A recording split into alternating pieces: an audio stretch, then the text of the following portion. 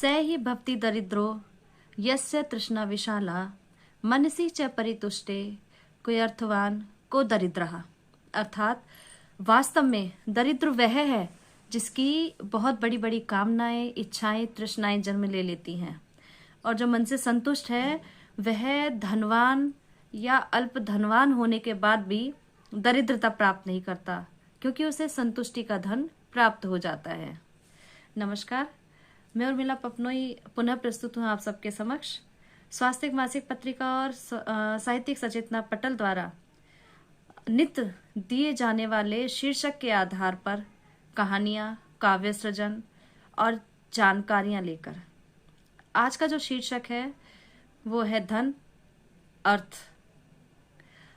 तो अपने आज के शीर्षक के आधार पर मैं आपके सामने एक छोटी सी कहानी प्रस्तुत कर रही हूँ। कहानी के माध्यम से शिक्षा जो है वो ग्रहण कीजिएगा और अच्छी लगे तो वीडियो को लाइक कीजिएगा। एक धनवान व्यक्ति थे।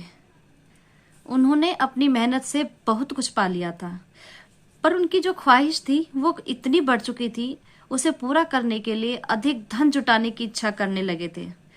पर व्यक्ति की सभी इच्छाएं कहाँ पूर्ण हो पाती हैं? एक इच्छा की पूर्ति होती है तो दूसरी इच्छा का जन्म हो जाता है। लेकिन यह बातें उस धनवान व्यक्ति को समझ में नहीं आ रही थी। उस व्यक्ति की मेहनत और ख्वाहिश पूरी करने की चाहत दिन प्रतिदिन इतनी बढ़ती जा रही थी, उम्र और ताकत भी उसका साथ नहीं दे रही थी। परिणाम यह हुआ कि वह बीमार पड़ गया। बीमार हुए व्यवसायी का इलाज करने के लिए बड़े बड़े डॉक्टर्स को बुलाया गया, लेकिन कोई फल प्राप्त नहीं हुआ। उसके बिगड़ते हुए हालात को देखते हुए उसकी पत्नी ने वहीं के एक सबसे प्रसिद्ध वैद्य महाराज जी को अपने पति के इलाज के लिए बुलाया। संदेशा पाकर वह उस व्यवसायी को देखने पहुंचे। वहां पहुंचने पर उन्हें पता चला कि व्यवसायी लगातार मेहनत से और अधिक बड़ा बनने की चिंता के कारण बीमार हुआ है। वैद्य जी ने कहा, तुम्हारा मन तो इच्छाओं से भरा पड़ा है।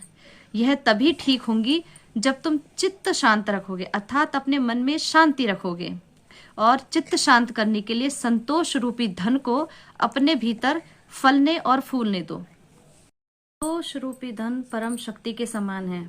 संतोष ही सबसे बड़ा सुख है। यदि तुम्हारे अंदर संतोष रूपी धन रहेगा तो तुम अल्पधनी होने के पश्चात भी सुखी रह सकते हो।